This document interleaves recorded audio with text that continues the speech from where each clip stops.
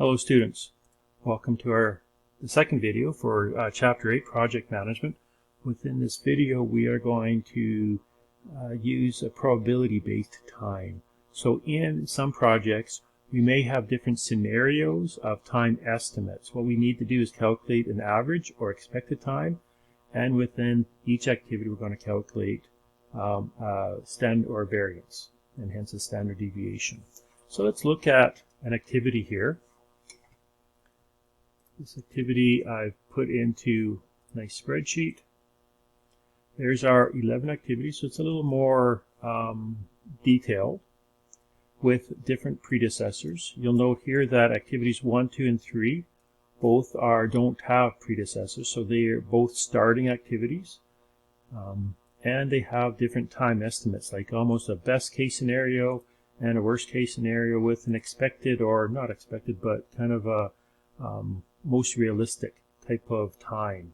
So each activity has 3 times, which we need to basically calculate an average of those times and a variance of those times. So what we do is we use this formula. Variance is going to be B minus A, so the worst time minus the best time divided by 6, and then we square that. And the expected time, or the average time, is going to be, it's a weighted time calculation. It's A plus 4M plus B divided by 6. So the most likely time is weighted 4 times heavier. So what we're going to do is go into Excel, where we have this, and we're going to calculate the expected time, which is going to be A plus 4 times most likely time plus that time in cell G3. And then we're going to divide by 6. So this formula gives us A plus 4M plus B divided by 6. Gives us an average time of 8 weeks. The variance is going to be the difference between B and A. And we're going to divide by 6. And then we are going to square that time. So that's B minus A divided by 6, and then we square it. And we get that variance. With these formulas we can copy and paste down, or we can drag these ones down, and we have the expected time for all 11 activities. If we highlight all of those, we'll get an total of 55 weeks. Of course, we know from our first video that some of these activities can happen at the same time. So we can't just take this sum or total to get the project completion time. So what we're going to do is go into our Jamboard we have here. Here's our project. What I've done, I've taken the liberty of drawing this out. I haven't put in the activity time. Now the time that you'd put in is going to be the expected time, the second last column.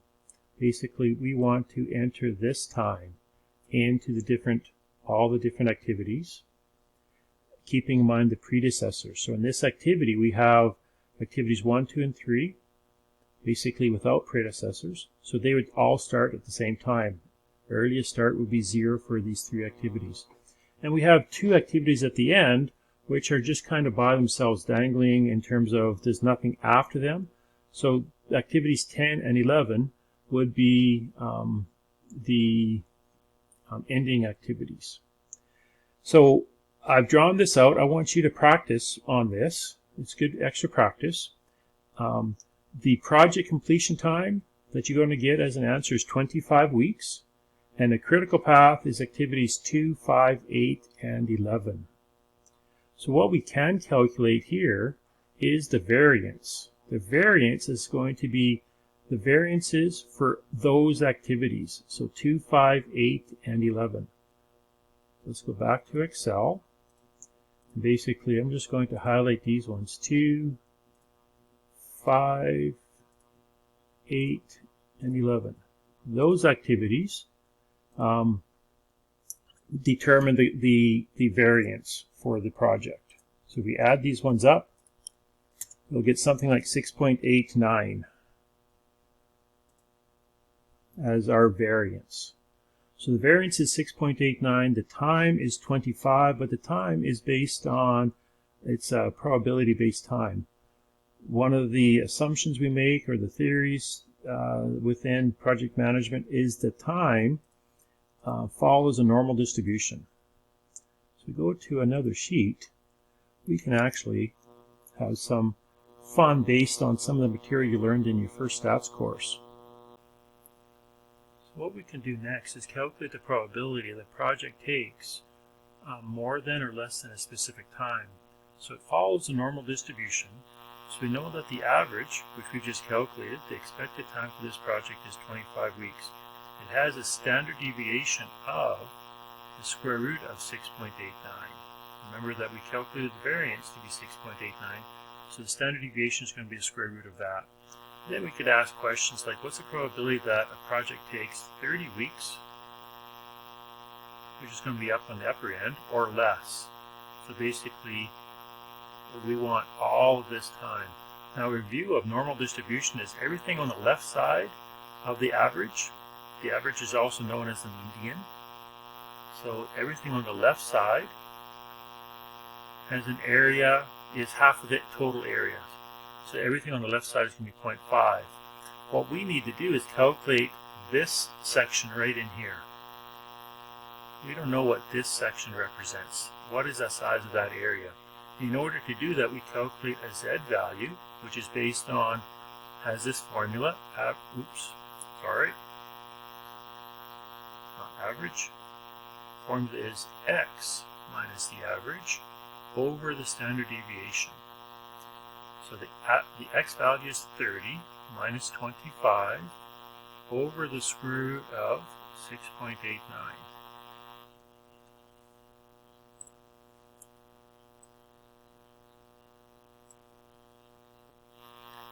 If we do this calculation, we get a Z value of 1.90. So that Z value corresponds to the X equals 30. This follows a three-step process. Step 1 is calculate Z. Step 2 is find the area associated with that Z value 1.90. What we need to do is go to this normal distribution chart, and we will find Z 1.90 or when Z is 1.90, our area is 0.4713.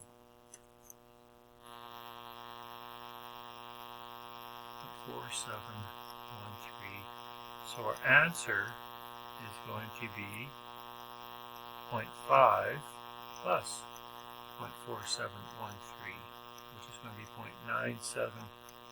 0.9713, or 97.13% chance that this project will be done within 30 weeks or less. Now, the normal distribution chart will be made available to you. I want to show you a way in which we can find that area, the step 2 answer, using Excel.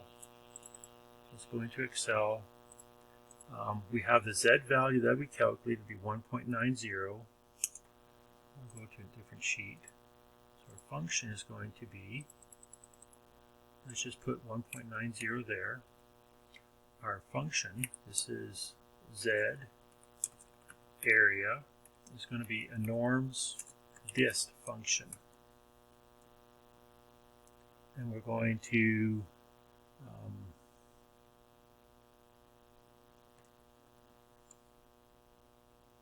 let's just put an absolute function in there as well, even though basically that is going to take negative numbers and make them positive. Even though this is a positive Z value, it's going to help us later on. So we click on that value, we close the brackets, and then we subtract 0.5 at the end. So this is the function you could use to find that step 2 answer instead of using that chart. And there's our answer. Let's put it to 3 decimal places, 4713. So that area that we get in step 2, this area here that we get in step 2, is always from the middle outwards. Is always this size here. So this section here is an area 4713, and that's why we added them together. So let's do another example with this. Let's draw this out. There's our normal distribution. has an average of 25 weeks and has a standard deviation of the square root of 6.89. And we want to know that the probability of a project finishing in 23 weeks or less. So there's 23, so we want all of this. This is the section we're going to shade in. So, three-step process, calculate Z, 23 minus 25, x minus the average, over the square root of 6.89. We get a Z value that's negative, a negative 0.76. When we find area, based on the chart, we ignore the negative sign. And that's what we did with that Excel formula as well, or the Excel function. So 0.76 is going to be right there. There's 0.7, and up here 0.06 gives us that second decimal place, 2764. 2764, remembering, as always, that this number here, the step 2 answer, is always from the middle outwards. This is the section. This section here is 2764. We know that everything on the left side has a total area of 0.5. So our answer is going to be, we know everything on the left side is 0.5. We know that yellow section is 0.2764, and that leaves us the area of that shaded in section, which would be 0.2236, or 22.36% chance that this project will be completed within 23 weeks. Now we can go use Excel the same way with a Z value negative 0.76. See, negative 0.76, because we have that absolute function in there, it gives us an area of 0.2764, which is what we found right there as well. You subtract that from 0.5, and we get our final answer, 0.2236. So that is the extent of our second video, or second section of this chapter.